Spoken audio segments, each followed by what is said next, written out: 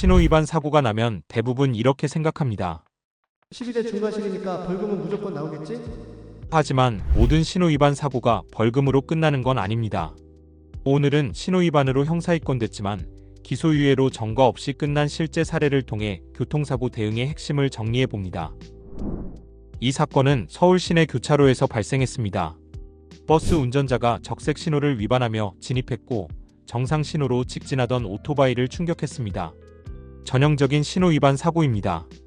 피해자는 전치 사주 진단. 상해 정도만 보면 경미해 보일 수 있습니다. 하지만 신호위반은 12대 중과실입니다. 즉 보험과 관계없이 형사입건이 되는 구조입니다. 그런데 이 사건 결과가 달랐습니다. 재판까지 가지 않았고 벌금도 없었습니다. 당연히 전과도 남지 않았죠. 검찰이 기소를 하지 않았기 때문입니다. 신호위반 사고임에도 결과가 이렇게 달라진 이유. 이 사건의 핵심은 사고가 아니라 대응이었습니다. 의뢰인은 사고 직후 자신의 과실을 모두 인정했습니다. 이게 정말 중요합니다.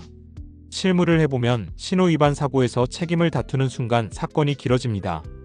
이 사건은 달랐습니다. 불필요한 다툼 없이 바로 다음 단계로 넘어갔습니다. 이 속도가 결과를 바꿨습니다. 많은 분들이 합의해서 금액만 생각합니다. 하지만 실제로 중요한 건 타이밍입니다.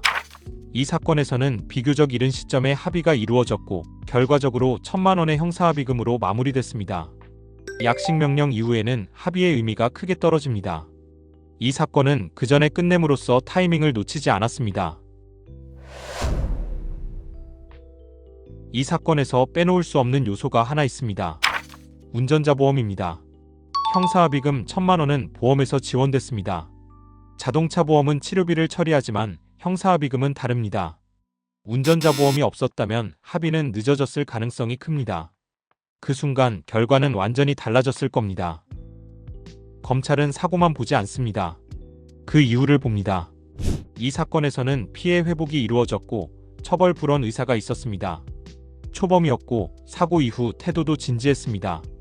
이 정도면 형사처벌보다 더 중요한 기준이 충족된 겁니다. 그래서 검찰은 기소를 하지 않았습니다. 이 사건은 신호위반 사고여서 형사처벌로 이어질 수밖에 없는 구조였습니다. 그런데 결과는 기소유예였습니다. 이유는 단순합니다. 초기 대응, 형사합의, 운전자 보험. 이 세 가지가 정확하게 맞물렸기 때문입니다. 교통사고는 순간입니다. 하지만 결과는 몇 개월, 길게는 몇 년을 따라갑니다. 사건을 처리하면서 늘 느끼는 건 하나입니다. 결과는 사고가 아니라 대응이 만든다는 것. 결국 차이를 만드는 건 사고 이후 어떻게 움직였느냐입니다. 감사합니다.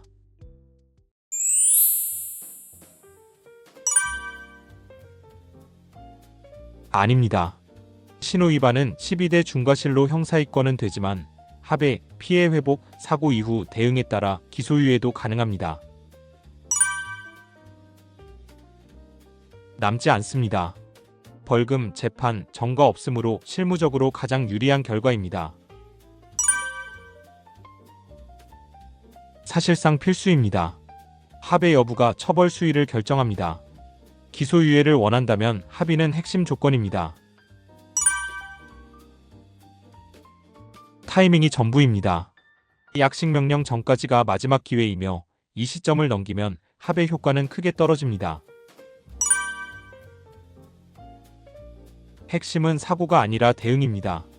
초기 대응, 합의 타이밍, 운전자 보험 여부에 따라 결과는 완전히 달라집니다. 오늘도 안전운전 하시고요. 혹시 사고가 발생한다면 법무법인 LKS 이기루 변호사 잊지 마시고요. 구독, 좋아요, 알림 설정 꼭 부탁드리겠습니다.